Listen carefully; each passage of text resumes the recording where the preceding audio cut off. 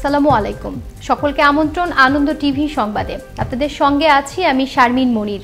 জামালপুরে গণধর্ষণ মামলায় প্রধান ৩ আসামিকে গ্রেপ্তার করেছে জামালপুর র্যাব ১৪। র্যাবের তথ্য মতে স্বামী নিজেই লোকজন দিয়ে ধর্ষণ করিয়েছিল তার স্ত্রীকে। র্যাব বিষয়টি জানতে পেরে অনুসন্ধান চালিয়ে স্বামী সুজন সহ ২ জনকে গ্রেপ্তার করে। এ বিষয়টিতে ৫ জনকে আসামি করে মাদারগঞ্জ থানায় একটি মামলা দায়ের করা হয়েছে।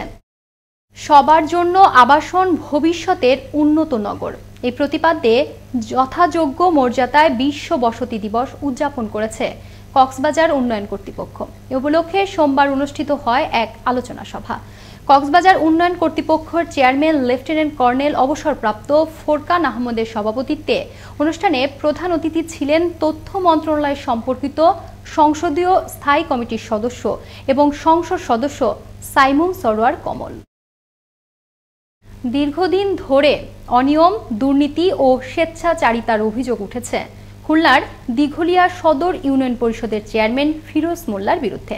সম্প্রতি করোনা ভাইরাসে হতদরিদ্রদের জন্য সরকারের বরাদ্দকৃত ত্রাণ বিতরণে অনিয়ম ও পরিষদের কার্যক্রম পরিচালনায় স্বেচ্ছাচারিতার অতিষ্ঠ একই ইউনিয়নের ইউপি মেম্বারগণ। খুলনা ব্যুরো প্রধান আমজাদ আলী লিটনের পাঠানো তথ্য ভিডিও চিত্রে দেখুন ডেস্ক রিপোর্ট। ২০১৬ সালে ইউনিয়ন পরিষদের নির্বাচনের মাধ্যমে ক্ষমতায় আসেন ফিরোজ মোল্লা। ক্ষমতা গ্রহণের পর থেকে অনিয়ম, স্বেচ্ছাচারিতা এবং সর্বশেষ করোনা ভাইরাসজনিত কারণে সরকারের দেয়া অসহায় ও দরিদ্র মানুষদের চাল, ডাল সহ ত্রাণ সামগ্রী কম দেয়া এবং অনিয়মের ব্যাপক অভিযোগ উঠেছে তার বিরুদ্ধে।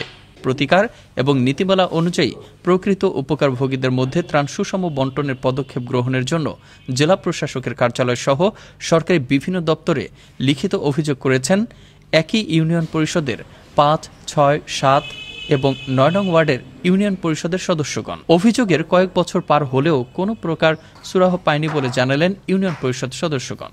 শপথ গ্রহণ করার পর থেকে সে দুর্নীতি করে যাচ্ছে, একের পর এক সমস্ত বিষয় সে দুর্নীতি করতেছে। এইচএসপি পর্যন্ত সকল বিষয়ে সে দুর্নীতি চালা আসছে, তো আমরা এর আজও পর্যন্ত কোনো প্রতিকার পাইনি। এদিকে দুর্যোগকালীন ইউনিয়নের হতদরিদ্র জনগোষ্ঠীর মধ্যে বিতরণের জন্য জেলা প্রশাসনের ত্রাণ শাখা থেকে গত ২রা এপ্রিল ২,৯৬৮ মেট্রিক টন চাল বরাদ্দ দেওয়া হয়। কিন্তু ইউনিয়ন পরিষদ চেয়ারম্যান ফিরোজ মোল্লা বিষয়টি ইউনিয়ন পরিষদ সদস্যদের অবহিত না করে নিজেদের লোকের মাঝেই ত্রাণ বিতরণ করলেও ইউনিয়নবাসীর অনেকে ন্যায্য ত্রাণ পায়নি বলে অভিযোগ করেন। আমাদের ১০ কেজির জায়গায় ৫ কেজি চাল দিয়েছে আর আধা কেজি আলু দিয়েছে। আমারে সরকারি স্লিপ দিছে, এই স্লিপে ১০ কেজি চাল দেওয়ার কথা, কিন্তু আমার চাল দিছে ৬ কেজি। আমাকে চাল 10 কেজি স্লিপই লেখা, আমাকে চাল দিছে ৪.৫ কেজি ৪ কেজি। তখন আমরা বলেছি যে ভাই আমাকে এইরকম চাল দিলে কেন, তো আছে যে তোমরা আসতে লেট করেছে বলে তাই তোমাকে এই চাল দিছি।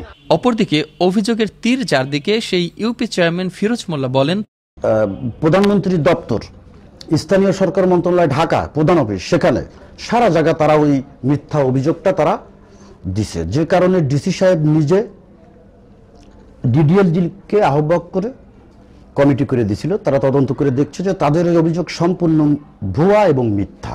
দিঘলিয়া সদর ইউনিয়নের চেয়ারম্যান ফিরোজ মোল্লার বিরুদ্ধে অভিযোগের বিষয়ে খুলনা জেলা প্রশাসক মোহাম্মদ হেলাল হোসেন জানান, এ বিষয়ে তদন্ত করে ব্যবস্থা নেওয়ার জন্য সংশ্লিষ্ট বিভাগকে নির্দেশনা দেওয়া হয়েছে। কিছু কিছু অভিযোগের তীব্রতা এত বেশি, সেগুলি আমরা সিনিয়র অফিসার দিয়ে তদন্ত করাচ্ছি এবং ২-১টা আছে একটা তদন্ত কমিটি, শুধু যে এক নয়, মানে ৩ সদস্যের কমিটিও করে দিয়েছি উপপরিচালক স্থানীয় সরকার নেতৃত্বে আর কি। সেগুলি সততা পেলে আমরা অবশ্যই তার বিরুদ্ধে যথাযথ আইনের ব্যবস্থা গ্রহণ করব। দুর্নীতিমুক্ত হয়ে সরকারের দেয়া সকল অনুদান সাধারণ মানুষের ঘরে ঘরে পৌঁছে যাবে, এমনটি প্রত্যাশা করছে খুলনার দিঘলিয়া ইউনিয়নের বাসিন্দারা। মোস্তফা কামাল তোহা, আনন্দ টিভি, ন্যাশনাল ডেস্ক। শ্রম কর্মসংস্থান প্রতিমন্ত্রী বেগম মুন্নুজান সুফিয়ান বলেছেন, রাষ্ট্রায়ত্ত পাটকলগুলো স্থায়ীভাবে বন্ধ করা হয়নি, যত দ্রুত সম্ভব মিলগুলোকে উৎপাদনে ফিরিয়ে আনা হবে। খুলনার শ্রমিক উত্তেজনার কারণে ভার্চুয়াল মতবিনিময় সভায় শ্রমিকদের ধৈর্য ধরার আহ্বান জানান তিনি। অনুষ্ঠানে আরও ছিলেন খুলনা সিটি কর্পোরেশনের মেয়র তালুকদার আব্দুল খালেক ও শ্রম অধিদপ্তরের খুলনা বিভাগীয় কার্যালয়ের পরিচালক মিজানুর রহমান। আগামী 15 তারিখের মধ্যে, অক্টোবরের 15-র মধ্যে আমরা আশা করতেছি 15-র মধ্যেই খুলনা জোনের যে টাকা দেওয়ার প্রক্রিয়াটা শুরু হবে। সেখানে ক্রিসেন্ট এবং প্লাটিনাম দেওয়া হয়তোবা শুরু করবে। এখানে মাননীয় বস্ত্র পাটমন্ত্রী, মাননীয় শ্রম কর্মসংস্থান মন্ত্রণালয়ের মাননীয় প্রতিমন্ত্রী মহোদয় এবং স্থানীয় জনপ্রতিনিধি যারা আছেন তাদের সমন্বয়ে এই প্রোগ্রামটা হবে। বাংলাদেশ টেলিযোগাযোগ নিয়ন্ত্রণ কমিশন বিটিআরসির চেয়ারম্যান জহুরুল হক বলেছেন, ওয়ালটন অনেক বড় কোম্পানি, কারখানার সবকিছুই পরিপাটি ও স্বাস্থ্যসম্মত। দেশের অর্থনীতিতে অবদান রাখার পাশাপাশি ওয়ালটন প্রমাণ করেছে আমরাও পারি। বাংলাদেশি ইলেকট্রনিক্স ও প্রযুক্তি পণ্য জায়ান্ট ওয়ালটনের অত্যাধুনিক কারখানা পরিদর্শনকালে এসব কথা বলেন বিটিআরসির চেয়ারম্যান। বিটিআরসির চেয়ারম্যানের নেতৃত্বে 10 সদস্যের একটি প্রতিনিধি দল গাজীপুরের চন্দ্রার ওয়ালটন কারখানা পরিদর্শন করেন। এই ছিল এখনকার মতো।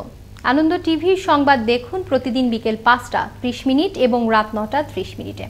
করোনা থেকে আপনি এবং আপনার পরিবারকে সুরক্ষিত রাখতে স্বাস্থ্যবিধি মেনে চলুন। আনন্দ টিভির সঙ্গে থাকার জন্য সকলকে ধন্যবাদ।